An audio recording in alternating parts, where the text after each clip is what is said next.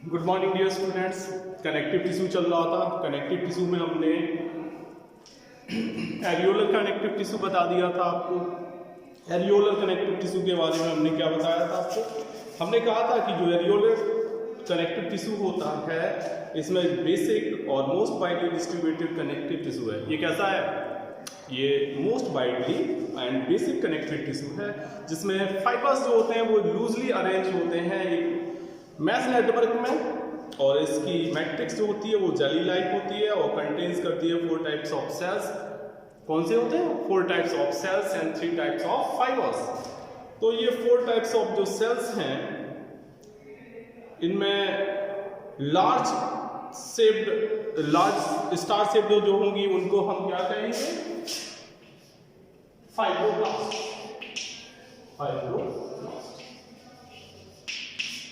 उनको क्या कहेंगे हम?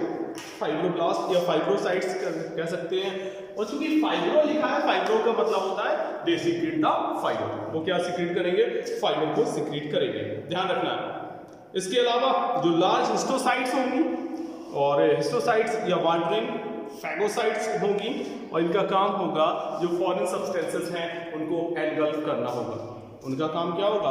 To engulf the foreign particles. जो भी फॉरेन पार्टिकल्स होंगे, फॉरेन सब्सटेंसेस होंगे, उनको एनगल्फ करना होगा। इसके अलावा इरेगुलर मास सेल्स होगी जो सीक्रेट करेंगी matrix as well as heparin. Heparin एक एंटीकोगुलेंट होता है, उसको भी ये सीक्रेट करती हैं लार्ज इरेगुलर जो मास सेल्स होंगी। स्मॉल लिम्फोइड सेल्स होंगी। 2 टाइप्स के जो फाइबर्स प्रेजेंट होंगे मैट्रिक्स में, एक टफ होंगे व्हाइट कोलेजन फाइबर और एक इलास्टिक होंगे येलो इलास्टिन फाइबर्स। इसके अलावा रेटिकुलर फाइबर्स भी होंगे। लोकेशन अगर एरियोलर कनेक्टिव टिश्यू की बात करें तो areolar tissue is found below the skin. कहाँ प्रेजेंट होगा? स्किन के नीचे प्रेजेंट होगा। ये किडनीज में प्रेजेंट होगा, टेस्टिस में and around the muscles bundles में होगा। इसके अलावा ब्लड वेसल्स एक्सेट्रा में ये प्रेजेंट होता है। एरियोलर कनेक्टिव टिश्यू के अगर फंक्शंस की बात करें तो ये इसका काम है इट इज बाइंडिंग टिश्यू। ये क्या करता है? टिश्यू बाइंडिंग करने का काम करता है। ये बाइंड करता है वेरियस टिश्यूज को आपस में किसी एक ऑर्गन से। इसके साथ साथ ये हेल्प करता है repair of body tissues after injury के बाद ये जो टिश्यूज होते हैं उनको बॉडी के टिश्यूज को रिपेयर करने में मदद करता है। इसकी जो हिस्टोसाइट्स जो अमीबोसाइट्स होती हैं प्रोटेक्ट करती हैं अगेंस्ट इन्फेक्शन।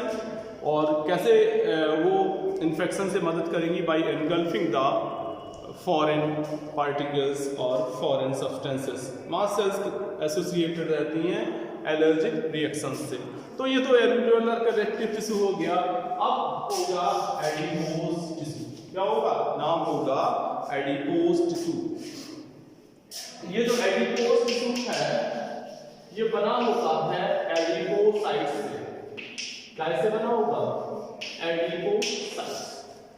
तो एडिपोज टिश्यू जो है वो एक फैट स्टोरिंग कनेक्टिव टिश्यू है जिसकी सेल्स लार्ज ओवल होती हैं। कारण होता है ये स्टोरेज करती हैं फैट ग्लोब्यूल्स का। ये सेल्स, इन सेल्स को जैसा कि बता रहे थे क्या बोलते हैं? एडिपोसाइट्स बोलते हैं। और एडिपोज सेल्स में सिंगल लार्ज फैट ग्लोब्यूल हो सकता है जिसे कहेंगे व्हाइट एडिपोज टिश्यू, या सेवरल टिनी ड्रॉपलेट्स होंगे जिन्हें हम ब्राउन एडिपोज टिश्यू कहेंगे। एडिपोज टिश्यू में इन सब के अलावा फाइब्रोब्लास्ट हो सकते हैं, फाइब्रोब्लास्ट होंगे, मैक्रोफेजेस होंगे, कोलेजन के साथ साथ इलास्टिन फाइबर्स भी प्रेजेंट होंगे। लोकेशन की बात करें तो एडिपोज जो टिश्यू होता है वो प्रेजेंट होता है below the skin, that is subcutaneous fat होता है। ये इंटरनल जो ऑर्गन्स होते हैं उनके बीच में वो पाया जाता है।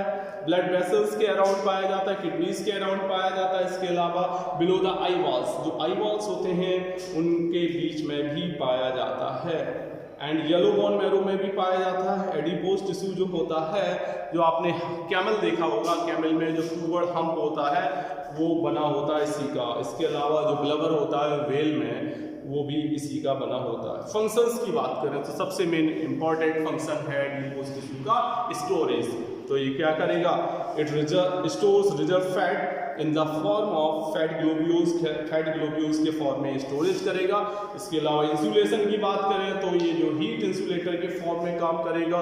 जो सबक्यूटेनियस एडिपोज टिश्यू होता है जो कि पोलर एनिमल्स कह सकते हैं, एनिमल्स में प्रेजेंट होता है, जो कि उन्हें प्रोटेक्ट करता है अगेंस्ट सीवियर विंटर। बहुत ज़्यादा पोलर पे क्या होती है, बहुत ज़्यादा पोलर रीजन पे होती है सर्दी, तो उस सर्दी से बचाने का काम कौन करता है, यही टिश्यू एडिपोज टिश्यू करता है। इसके अलावा और काम क्या है, बॉडी कंटूर्स, तो मतलब बॉडी को एक शेप देना, वो किसके थ्रू होता है, इसी के द्वारा होता है। शॉक एब्जॉर्बर, ये शॉक एब्जॉर्बिंग कुशन प्रोवाइड करता है जो भी वाइटल ऑर्गन्स हैं जैसे हार्ट है, किडनी है, आई वॉल्स हैं एक्सेट्रा को प्रोवाइड करता है। इसके बाद बात करेंगे हम फाइबर टिश्यू, कनेक्टिव टिश्यू जैसे टेंडन। तो टेंडन की बात करेंगे तो ये डेंस फाइबर्स कनेक्टिव टिश्यू है जो कि पाया जाता है शीट के फॉर्म में पाया जाता है जिसे टेंडन कहते हैं। इसका मैट्रिक्स जो होता है वो पैरेलल बंडल्स जो कि अनब्रांच्ड वाइट टेंडन्स होते हैं।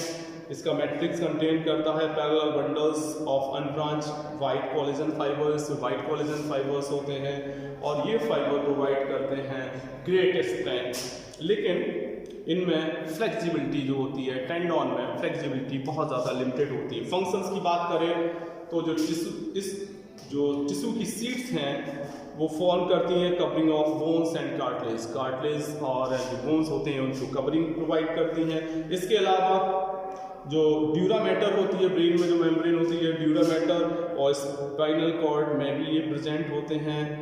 ये जो टेंडन्स हैं, जो स्केलेटल मसल्स हैं उनसे अटैच होते हैं मसल टू द बोन, मतलब टेंडन का काम है tendon connect muscle to the bone, ये उनका फंक्शन हो गया। इसके बाद बात करेंगे about the yellow fibrous connective tissue that is ligament. Ligament की बात करें तो इसमें प्रेजेंट होता है नेटवर्क इलास्टिक येलो फाइबर्स का इसके मैट्रिक्स में, इसलिए ये टिश्यू हाईली इलास्टिक होता है। इस टिश्यू के बंडल्स को से लिगामेंट का फॉर्मेशन होता है। फंक्शंस की बात करें तो जो सीट्स होती हैं इस टिश्यू की वो कवरिंग बनाती हैं ब्लड वेसल्स के लिए, आर्टरीज के लिए और ब्रैंकियोल्स के लिए। इसके अलावा इसके जो बंडल्स होते हैं येलो फाइब्रस कनेक्टिव टिश्यू के, उनसे लिगामेंट्स बनते हैं और ये लिगामेंट्स अटैच करते हैं एक बोन से को दूसरे बोन से, एक जॉइंट को एक दूसरे जॉइंट से जोड़ने का काम करते हैं।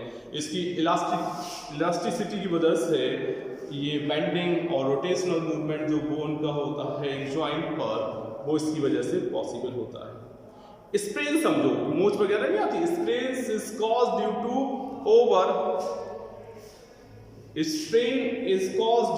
Over stretching of ligament. Ligament over stretch हो जाए तो क्या हो जाती है, उसको कहते हैं स्प्रेन।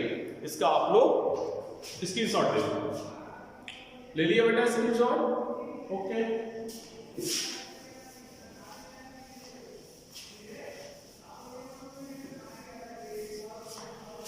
कनेक्टिव टिश्यू काफी बड़ा है। अब कनेक्टिव टिश्यू में ही स्केलेटल टिश्यू आता है। क्या होता है, स्केलेटल टिश्यू जिसे सपोर्टिंग टिश्यू भी कहते हैं। Skeletal tissue that is supporting tissue.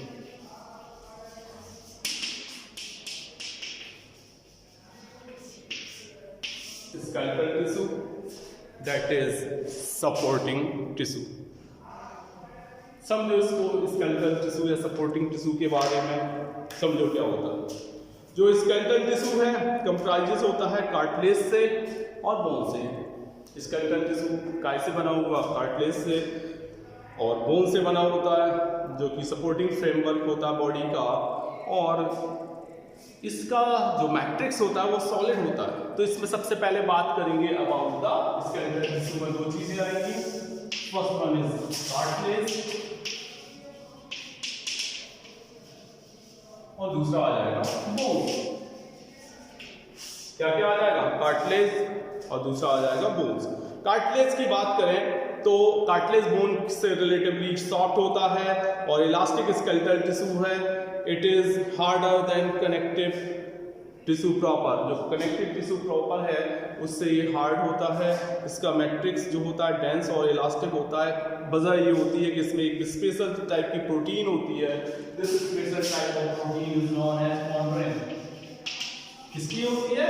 इसकी जो स्पेशल टाइप की प्रोटीन होती है उसको कॉन्ड्रिन कहते हैं और ये सीक्रेट होता है कार्टिलेज फॉर्मिंग सेल्स। कॉन्ड्रिन किससे सीक्रेट होती है? कॉन्ड्रोसाइट से। कॉन्ड्रोसाइट्स सीक्रेट करती हैं किसको? कॉन्ड्रिन को सीक्रेट करेंगी कॉन्ड्रोसाइट्स या फिर कहते हैं कॉन्ड्रोब्लास्ट। और ये सेल्स अकर होती हैं ग्रुप्स में 2 और 4K में और एनक्लोज होती हैं फ्लूइड फिल्ड स्पेसेस जिनको लैकुनी कहते हैं। Fluid filled spaces are known as lacunae. उनको क्या कहेंगे? लैकुनी बोलेंगे। और इसके अलावा जो कार्टिलेज जो होती है उसमें एक कवरिंग होती है टफ फाइब्रस मेम्ब्रेन की जिसे पेरिकॉन्ड्रियम कहा जाता है। लोकेशन की बात करें तो कार्टिलेज जो है प्रेजेंट होती है एपिग्लोटिस पे, लैरिंक्स पे, ट्रैकियल रिंग्स पे, नेसल सेप्टम पे, जो ईयर के पिना होते हैं, एंड्स होते हैं बोन्स के, और रिब्स और स्टर्नम के बीच में प्रेजेंट होता है। फंक्शंस की बात करें कार्टिलेज की तो कार्टिलेज सपोर्ट करता है बॉडी के डिफरेंट पार्ट्स को। और जो कार्टिलेजिनस फिश होती हैं जैसे सार्क्स एटसेट्रा, उनका जो कार्टिलेज होता है वो बनाता है उनका पूरा का पूरा स्केलेटन और सपोर्ट करता है उनकी होल बॉडी को और साथ ही साथ फिन्स को। इंटरवर्टिब्रल डिस्क जो which are present in the adjacent vertebrae में प्रेजेंट होती है, इनका काम होता है शॉक एब्जॉर्ब करना और फंक्शंस करती हैं just like as cushion against stress. Stress के लिए वो कुशन के फॉर्म में काम करती हैं। जो लॉन्ग बोन्स होती हैं उनके एंड्स पर कार्टिलेज प्रिवेंट करता है बियर एंड टियर को। तो इस तरीके से हमने अब क्या बता दिया आपको कार्टिलेज।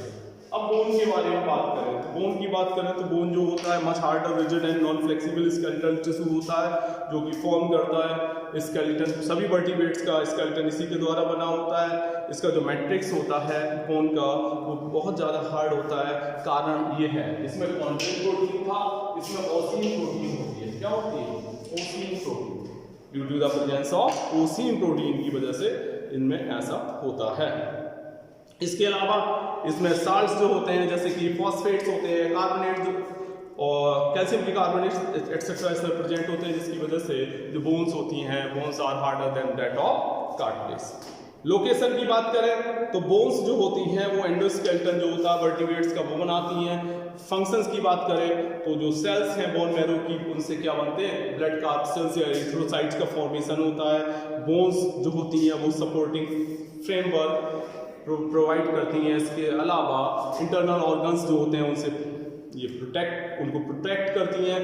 लॉन्ग बोन्स जो होती हैं वो हमारे लोकोमोशन में मदद करती हैं और ये प्रोवाइड करती हैं अटैचमेंट, जो मसल्स को अटैचमेंट का सरफेस प्रोवाइड करती हैं। इसके अलावा बोन्स जो होती हैं वो कैल्शियम एंड फास्फोरस का रिजर्वायर होती हैं।